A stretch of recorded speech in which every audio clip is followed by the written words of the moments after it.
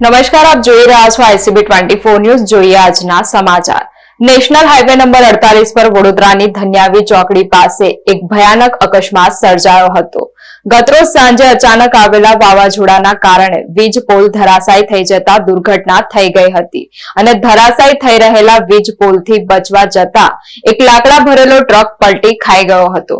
Truck eco car પર પડ્યો હતો। આ ઘટના સીસીટીવી કેમેરામાં કેદ થઈ ગઈ હતી। ઘટનાના પગલે હાઈવે પર અફરાતફરી મચી ગઈ હતી અને ટ્રાફિક જામના દ્રશ્યો સર્જાયા હતા। પોલીસે ઘટના સ્થળે પહોંચીને આ મામલે તપાસ શરૂ કરી હતી। મળતી માહિતી મુજબ સુરતથી અમદાવાદ તરફ જઈ રહેલી એક ટ્રક જ્યારે ધન્યાવી ચોકડી પાસેથી પસાર થઈ રહી હતી ત્યારે અચાનક ભારે પવન અને વાવાઝોડાના કારણે રોડ પર એક વીજ થાંભલો ધરાશાયી થયો હતો। વીજ થાંભલાથી ટ્રકને બચાવવા જતા ટ્રક ચાલકે સ્ટીયરિંગ પરથી કાબુ ગુમાવ્યો હતો। સ્ટીયરિંગ અચાનક ફેરવવાના કારણે ટ્રક રોડ પર જ પલટી ખાઈ ગઈ હતી અને તેની પાછળ આવી રહેલી ઇકો કાર પર જઈ પડી હતી। અકસ્માત થતા જ આસપાસના સ્થાનિક લોકો તાત્કાલિક મદદ માટે દોડી આવ્યા હતા। આ ઘટના ટ્રક ચાલકને ઇકો કારના ચાલક બંનેને ઈજાઓ પહોંચી હતી। ઘટનાની જાણ થતાં જ એમ્બ્યુલન્સની ટીમ સ્થળ પર પહોંચી હતી અને ઈજાગ્રસ્તોને વધુ સારવાર અર્થે વડોદરાની સયાજી હોસ્પિટલ ખાતે ખસેડવામાં આવ્યા છે। આ સમગ્ર અકસ્માતની ઘટના નજીકમાં લાગેલા સીસીટીવી કેમેરામાં કેદ થઈ છે, જેના ફૂટેજ હવે સામે આવ્યા છે। વડોદરા પોલીસે ઘટના સ્થળે પહોંચી ટ્રાફિક ક્લિયર કરાવ્યો હતો અને આ મામલે